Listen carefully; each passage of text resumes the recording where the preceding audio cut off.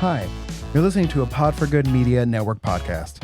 We are a network that provides podcasting production services and a supportive community in which podcasters can thrive. If you're a podcaster local in the Tulsa area, we would love to have your show on the network. If you are interested in starting one, we would love to help you get started. Find us online at podforgoodmedia.com and fill out our Pod With Us form. Happy podcasting.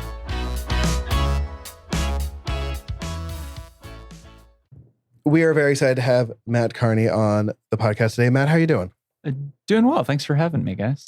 So you are the co-founder of the new sort of alt-weekly-esque website, The Pickup. Yep, that's right. The editor-in-chief. Editor-in-chief. You say, yeah. Editor. So is it editor, comma, chief, comma, co-founder? Or is it co-founder, comma, editor, comma, chief? Everybody's a co-founder now. So I'm trying to stick more to the editor dash in dash chief title. Yeah. You got to use an M dash. Of course, you're an editor. That makes sense. One of my dad's favorite punctuation marks, he was an English teacher, was the M dash. So, and for our listeners, you were for a long time the sort of executive director of The Root, the sort of event platform for Tulsa, which I always wanted to have sort of like curated articles about what was happening in town. And so I'm very excited for this new sort of something that's been missing from sort of the vibrant Tulsa scene is a thing like The Pickup. So can you, for our listeners, just give us a brief sort of summary of what is the pitch for The Pickup? Yeah, of course. It turns out event listings go really well with deeper contextual reporting on what's actually going on at these events and who's behind them and what sort of cultural stuff that they're into. So we launched it back in January, thepickup.com. We're a 100% independent, locally owned journalism outlet. We're fully online. There's no print component to it, but we're also subscriber driven. And we cover very much like what you used to find in the alternative weekly publications of the past, the Tulsa Voice or Urban Tulsa Weekly. And we're backed by This Land Press, which many people will remember for its editorial run from 2010 to 2016. This Land published some really incredible long form, both fiction and nonfiction, but really deeply reported stories, human interest stuff that tugged at your heartstrings. They had one like really, really powerful story about from the point of view of a reporter who had witnessed 16 state executions, and she reflected on that. I think I remember reading that one. Death's Yellow Door. Yeah. But they also published these long form experiential, like sort of stunt journalism pieces. My friend Jesse Gray went to Southeast Oklahoma for a weekend gathering of furries who were camping out together. I remember reading that one too. Yeah. The stories were great. Yeah. And the This Land editorial staff who I had a This Land story, and I knew those journalists. They were really special and really talented. And they had a special knack for pulling out what they called a journalist's back pocket story. Which is every journalist, they have that one story that just nags at them. Maybe it hangs sort of in the back of their mind for years. And This Land had a real talent for bringing that story out. And we hope to do that with The Pickup too, as well as kind of the editorial mix of the day-to-day, the week-to-week, what's happening in Tulsa. Do you have a back pocket story that you're working on? Not that I'm working on right now. I'm still a little young, but yeah, I've got a back pocket story. I really want to do something about the economics of the gala. Like the gala track in Tulsa, right? I want that economy of money, like it goes from one set of hands to another and back, like the connection between philanthropies and like these companies that like operate the galas and the people who attend them and donate. I want to do a story about that. That's kind of my back pocket story. Yeah, I think that's fascinating. Having been either from a board perspective, volunteer perspective, I've been involved in quite a few galas, attending them, and it's always been interesting because you do see a lot of the same, like you said, vendors running the different ones and seeing how they overlap and seeing how vendors will offer discounts to some organizations, not to others. Some of those vendors will even sponsor galas. So it's very interesting, the interaction between them. I mean, not to get too much into the galas, but it does seem like a lot of money to raise a decent amount of money where they could have just put that money into other things. Yeah, great question. But everyone loves parties, so I get it. It's almost like we love our big fancy parties. Yes, exactly. I mean, again, I wouldn't know. I've only been to one. And that was the one you were I thought I was on the committee for, and I got to go. Yeah. But I see pictures of all my friends going to these galas. I'm just like, I don't have that kind of money, or work for a place that buys the tickets for the thing. Maybe one day, Pod for Good Media will have that kind of money. There you go. The Pod. I can't wait to attend the Pod for Good gala. I should just throw a gala for myself to raise money. That'd be a fun party. A lot of inflatable T-Rexes, and we're gonna get more into like local journalism and the state of journalism now. But I'm as someone who's been in a lot of meetings with startups and been in a lot of organizations that have rebranded, I'm curious about how you came up with the name, The Pickup. Oh yeah, great question. We I hired Megan Shepard, Sunroom Creative. So Megan came in. She worked really well with me and my team at Root. We developed the name, the creative around The Pickup together with her. But it wasn't like I just hired like somebody to draw the logo or anything like that. She came in and did months of research, talked to tons of stakeholders in the Root program. I think we did a survey and focus groups and one-on-one interviews, all in all with like 500 people or something like that, and got a full 360-degree view of what we were doing, but also what we were trying to develop into. And so the name The Pickup came out of that.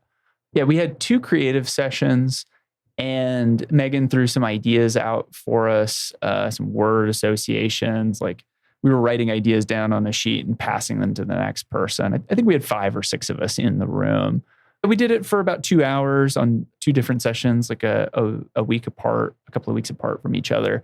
And out of these sessions, I think early on in the second session, the word The Pickup, or actually we went through a run where we had all these words and I started adding the to them, like to make it sound like a publication. Mm-hmm.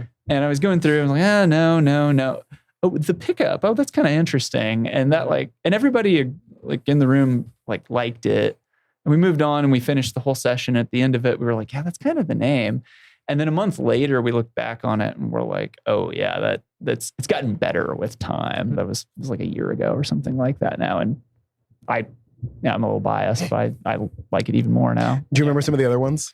Oh yeah. We wrote a blog post actually on the site, like the week of launch, with all the shitty names that we came up with in order to get to the good one. Yeah. But yeah, there were a lot of really bad ones. The flyover, the street paper weekly. No. 3 words is too many. Yeah. I mean, stuff like that. But you have to come up with a lot of bad ideas. That's true. It's true. Yeah, that's true. Yeah, the Pickup, without any context, you're like, it has to be something news related. It just it sort of naturally leads you in that direction. Yeah, which is, and it's funny because there's actually nothing to pick up. Yeah, it is ironic. Yeah, in that way. Yeah, no, we liked that. We like that phrase because it does have truck connotations of a truck, right? Mm-hmm. Which is, like everybody, if you grew up in Tulsa, you have fond memories of sitting in the back of somebody's pickup truck and talking about whatever, kind of a rite of passage. Yeah, it's got musical connotations, it's got journalism connotations, radio broadcast, picking up airwaves. Mm-hmm. So yeah, it really popped for us. And Megan and the guys at Brethren design firm, they did the look and feel and the creative work, picking the colors and all that. And we love it. It's been fun to work with the brand kit, and we've gotten just a lot of good feedback on the name and look and feel. So it's been we're really proud of the creative work. Yeah. So with the economics of publications, as well as the, say, national level attack on journalism, you have to be a little bit crazy to start a publication in this environment. Yes. It's different from when I started in the industry in 2011. I graduated from journalism school at OU and went to work at the Oklahoma Gazette in Oklahoma City. That was my first job out of college. I made peanuts and got to report on some, really cool stuff happening in the city.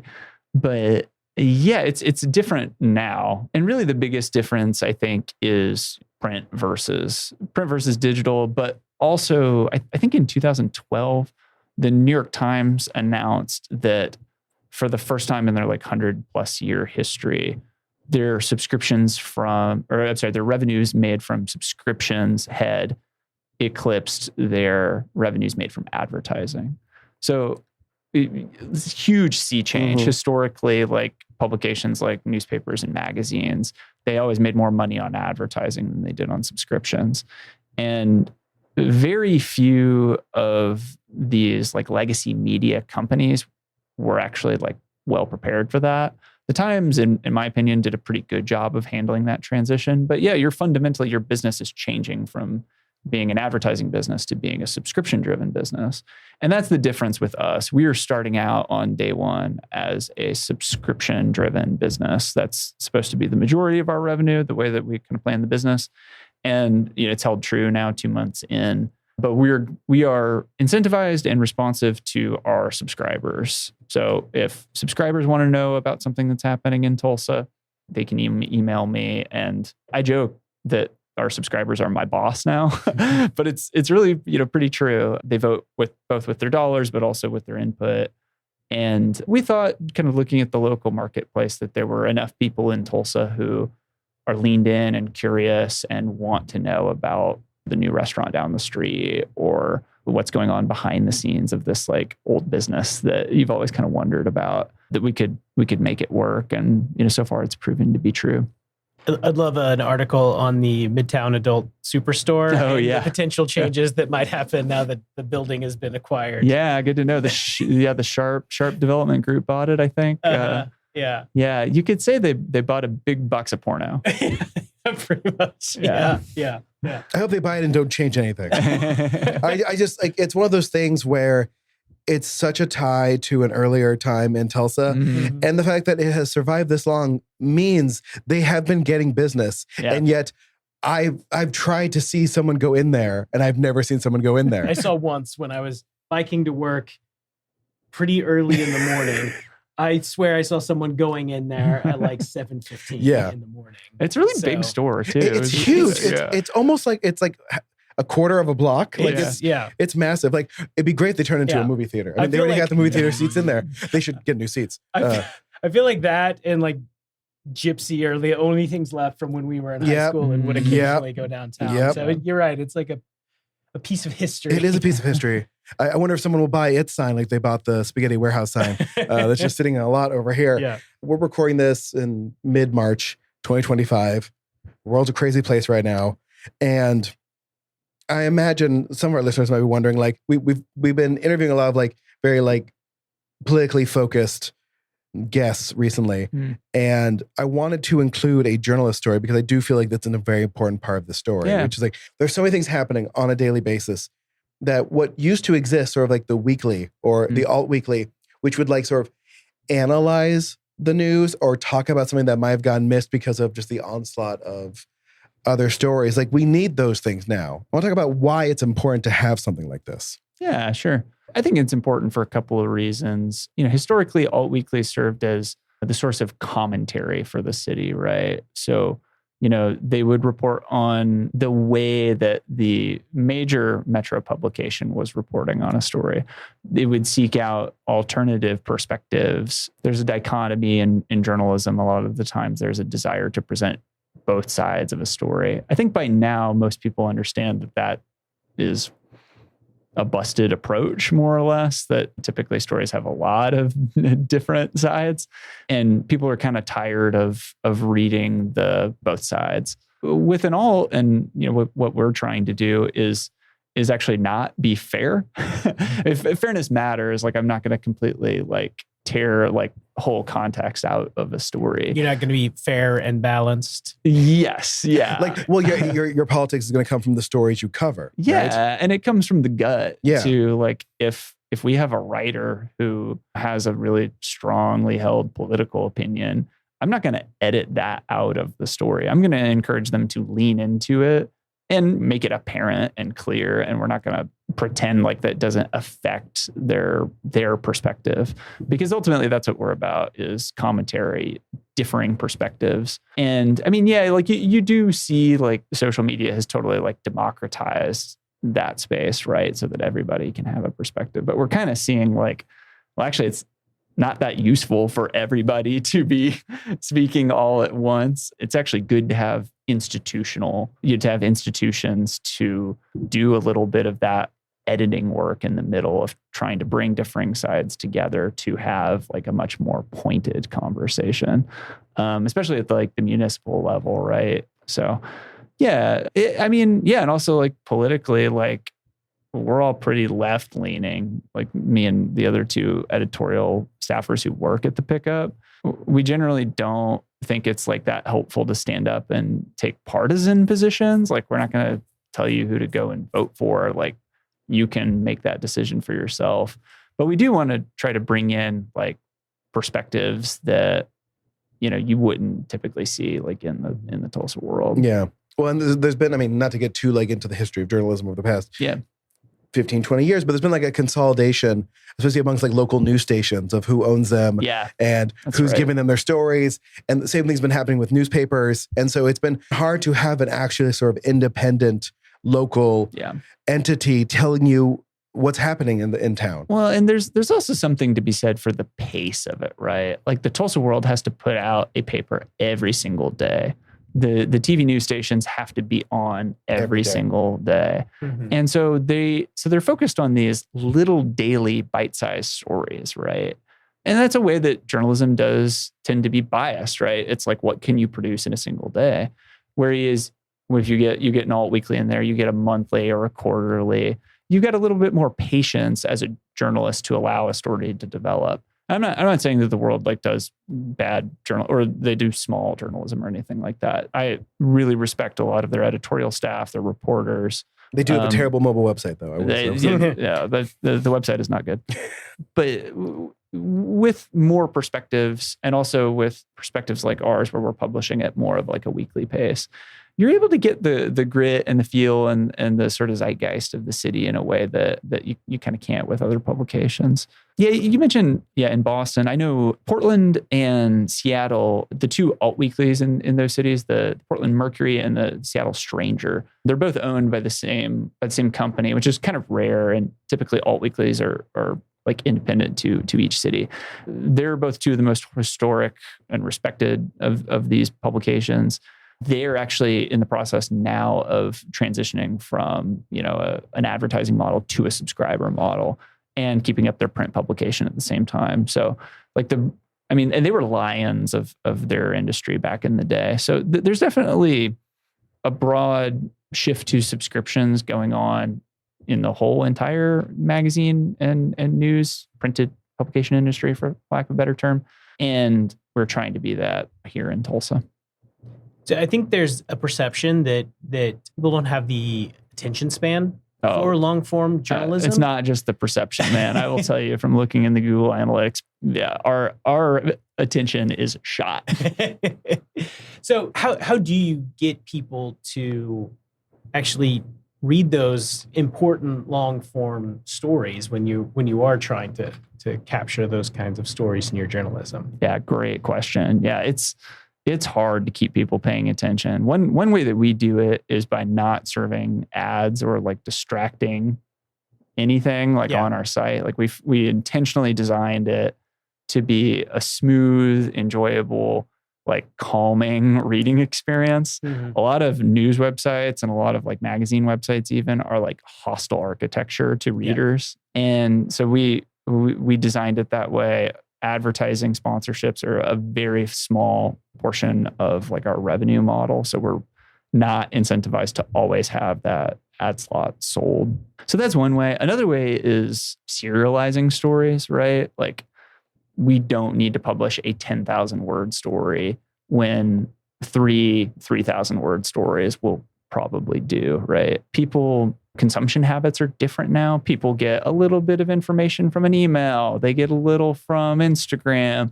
They get, a little from the one article that they read a week. Mm-hmm. So we're trying to spread across a lot of digital channels in a way that, makes sense and is complementary to individual like user behavior, instead of just like always bottlenecking them into our website and expecting that they'll read the whole thing. Because trust me, it's borderline impossible to keep somebody on a website for more than like 2 minutes. I guess I'm the only person still in the world who like will carry my phone around my house, like trying to finish an Atlantic article. Like I don't care how long it is. I was going to ask you, because you are one of the most ADHD people I know, and I don't mean that as an insult or a compliment. No, it's fine. But you are also one of the few people I know who has the attention span for truly long form. Well, it's all about how your body gets dopamine, and I get dopamine from learning, and so reading a long article isn't a problem for me. Yeah, remembering where I put my keys and remembering to close a cabinet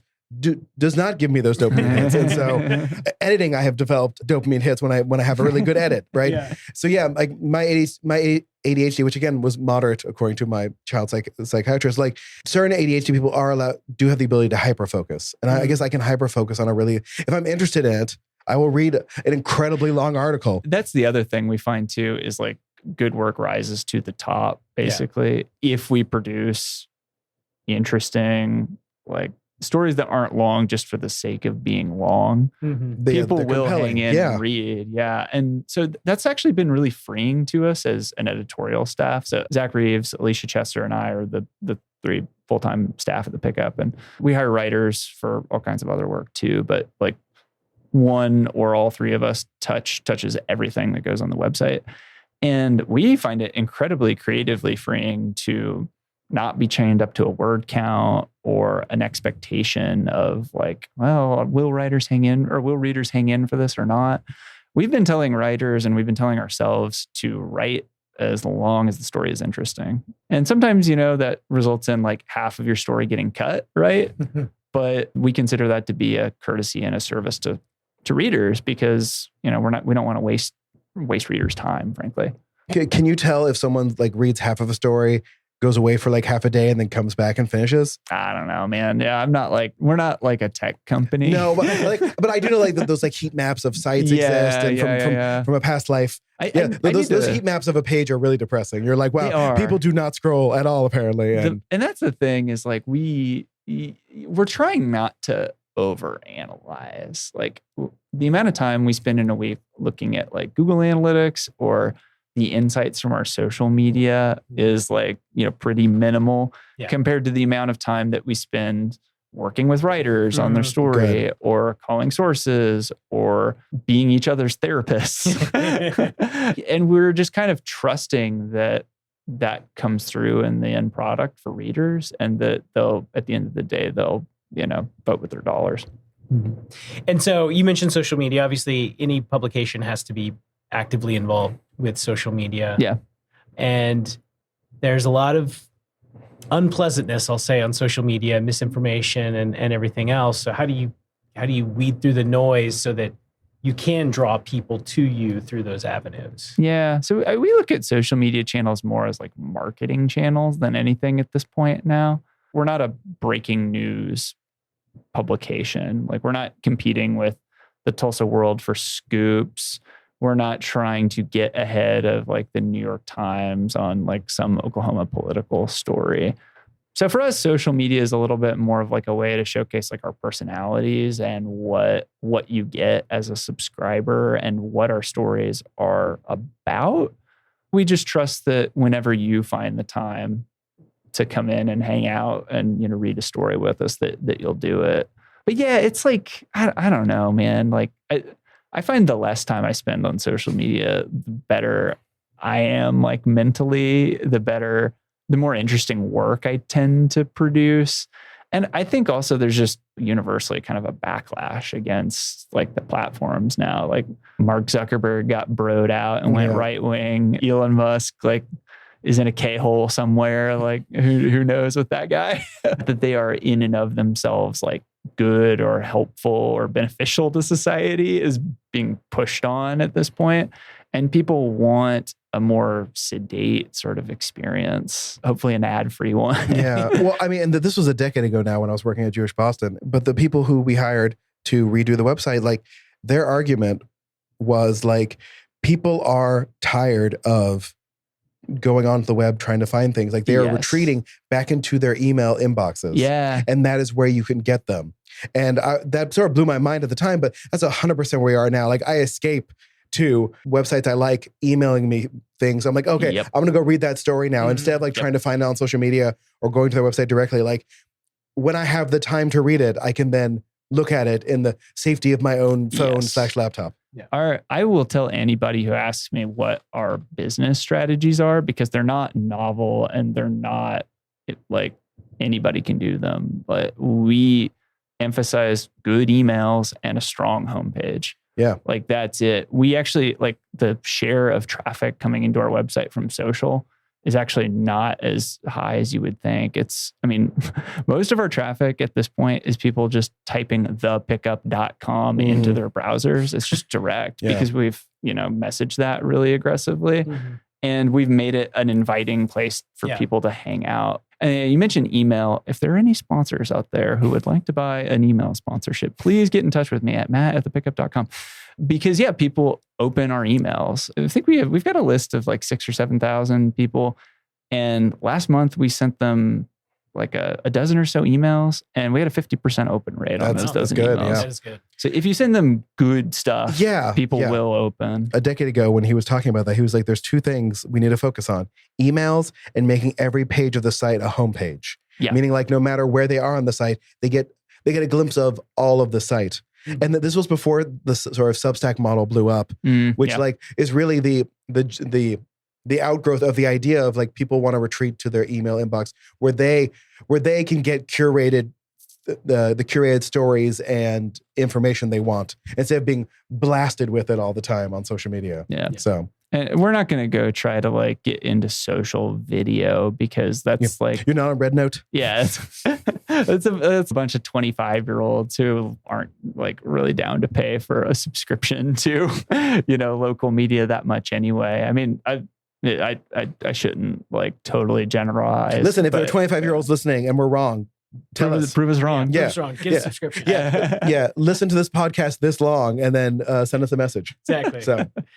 So what are the best ways for people to connect? So if they want to sign up for the email, if they want to get a subscription, what's the best way for them to do that? Just thepickup.com. There's a couple of buttons on the homepage where you can subscribe. Yeah. Well, and so I mean, I didn't necessarily want to get into this, but let's get into it because now it's an interesting part to get into, which is like you're doing the freemium model, meaning like there are things people can read without paying. Yep. And then there are things they get if they do pay. So what are the things people get when they do subscribe versus if they just go to thepickup.com once a week? Yeah, of course.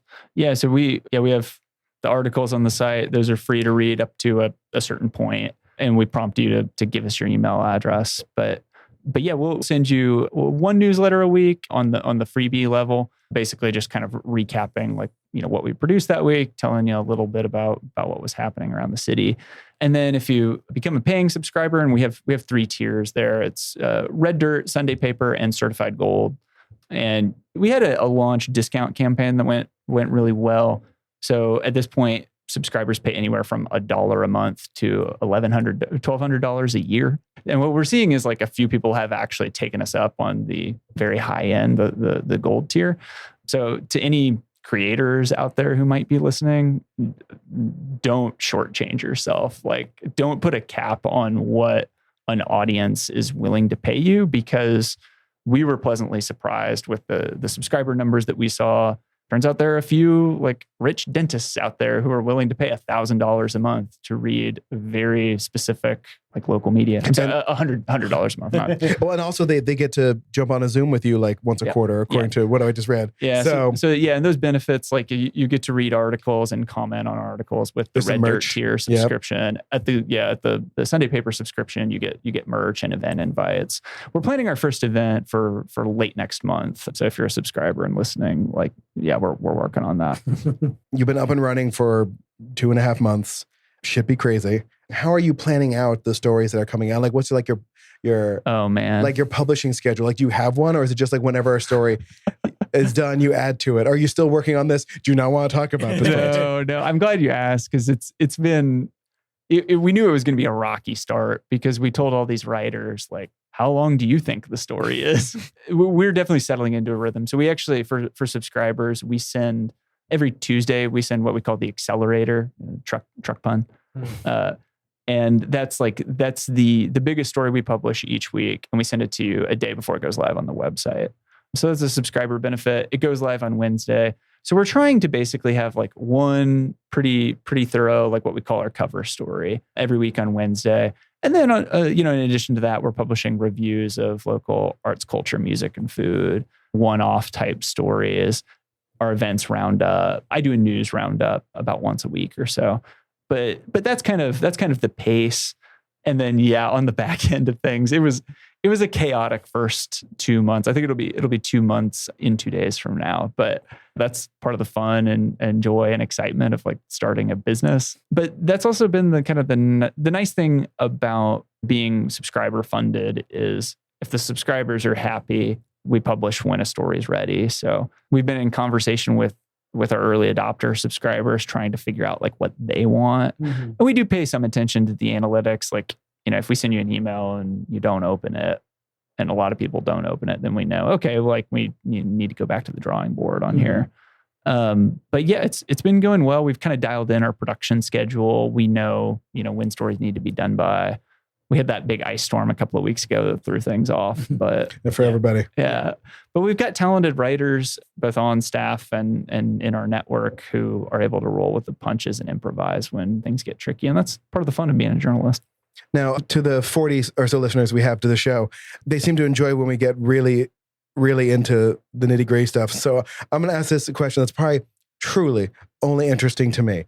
But I'm curious about both your CMS and who you're using for your emails. Oh, yeah. I mean, the what is it? The personal is universal. Yeah. Yeah. We use a bespoke like version of WordPress, basically, that's called Lead. Okay. It's developed by this company in New York, or they've got employees in New York and California, I think. But yeah, they've been great to work with. There are about 15 or 16 other publications on the Lead Publishers Network. But the biggest and most notable is Defector. If you're familiar with them. They cover national arts and culture and sports, is like sports commentary. The guy who writes the Why I Hate Every NFL Team writes for the Defector now. Okay. So that's how you would know with the Defector. Yeah. And we identified Lead because they built themselves to be the tech platform of choice for worker-funded journalism, basically. Like another publication we really like is Racket in Minneapolis. They use our same tech stack, and they started their company. It was 4 journalists. I went up and met them this summer. They each put $1,000 down and got started, and now they have like annual revenues of like $450K a year. All right. So, I mean, the barrier to enter in this industry has gotten a lot lower in the last couple of years. And we're very grateful to Lead for doing that. And then, on the email side, we use SendGrid. It's hooked up on the back end to Lead. Yeah, it's hooked up to our subscriber system too. So when you become a subscriber, you get the right emails and all that. And fortunately, it makes things very easy for me. I was talking to Dylan Goforth at the Frontier in this process. And I'm sure you remember when they launched the Frontier back almost 10 years ago now. They were charging people like $30 a month to read the website, but they were doing it all themselves. Yeah. Like they didn't, the tech, hadn't been built out properly yet. And it sounded like it was a nightmare. Yeah. Yeah. No, it's great when everything's automated and works together. And like a bespoke WordPress is really the only way to go, because you really got to hide a lot of those WordPress things because it's just so distracting. And you're like, I don't even know what that does or what that means. Yeah. So do you have any previews of any upcoming stories or anything that you could share with us that we could be excited about? Oh yeah, man. We I'm sure you heard about the Vintage Barbie Museum guys here in downtown. Yeah.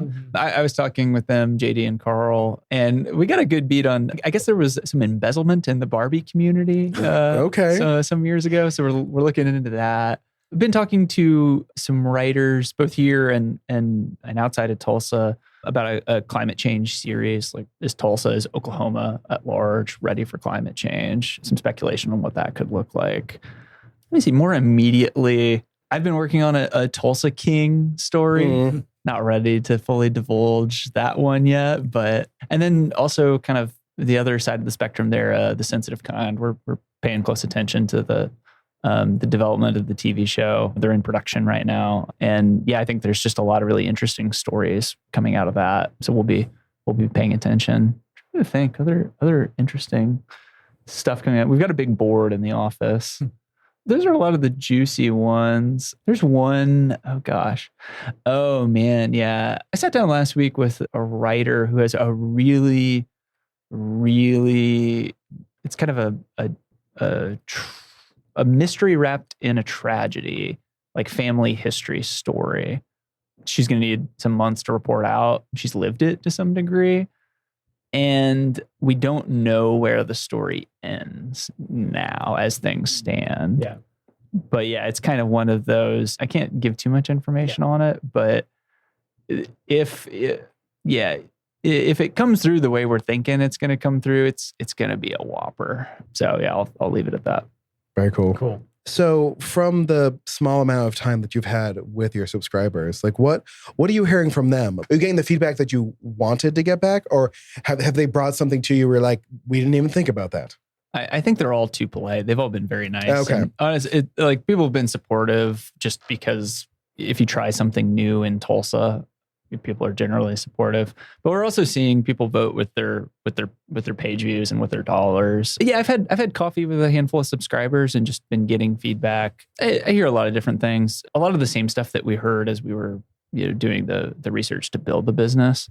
A few new things kind of post 2024 election. Like there's obviously a lot of interest in local politics, national politics, and where Tulsa sort of sits in the national conversation. There's a lot of interest in McGirt. I hear a lot of that. Like people want to know about specifically Tulsa municipal government's relation to the tribes. And I think the new mayoral administration probably, has a lot to do with that as well. But we're still like the subscribers we know and are talking to, like they're really supportive, and I think they're too polite to tell me if they have any problems or don't like anything. But we're planning to send out a survey soon to kind of dig in a little bit more. We've also noticed a lot of our readers and a lot of our subscribers aren't in Tulsa, actually. They're people with a strong affinity for Tulsa. They're Tulsa expats. They remember this land in some cases and miss this land. Or they're parents of people who live in Tulsa who maybe had some other connection to the city. So we're still kind of in the get to know you phase. It's early, it's 2 months, but we want to keep building the pickup to be a cool place to hang out and learn more about our funny little life here in the city. So just to make a fun 90s reference joke. So you're saying people are still being polite and have not yet started being real. Yeah. We're still a ways from the real world. Yeah. Maybe as we kind of wrap up, as a final question. So if you're looking back at this a year from now, or 2 years from now, where do you hope how far do you hope you've come, and where do you hope you are at that point? If I still have a job in 2 years, I'm doing great. The joke in the journalism industry, is that if you find a steady job in journalism, hang on to it. Yeah, no, I think in 2 years, if we have a solid audience of paying readers who are still paying attention on a regular basis and who show up to our events and give us good feedback on our stories. It's not fun as a journalist to produce stories that either no one reads or no one talks to you about. So we're trying to build that into the business, to hold events, to get out and give readers an opportunity to talk to the journalists who are producing their work, the work that a lot of times shapes agendas in the city and strategy. So we want to be able to host more events, more public forums, more opportunities for discussion. And, we want to have kick-ass first-rate merch too. We want the pickup to be cool, right? Like that was a big part of This Land. Like people love the This Land merch, like the name, the logo, the look and feel. And they did a good job of kind of digging into mining like Oklahoma's history for cool things that people wanted to wear and incorporate into their lifestyle. So we want to explore some of that too.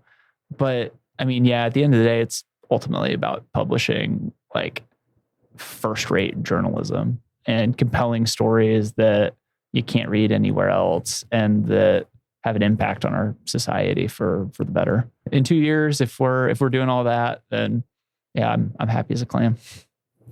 Well, I'd say to our listeners, everyone go subscribe to The Pickup while you're also subscribing to this podcast, and subscribe. Like and subscribe. It's no matter what business you're in, you have to do that part. Actually, don't like, just subscribe. There you go. Don't like, just subscribe. There's nowhere to like. Yeah. It's just subscribing.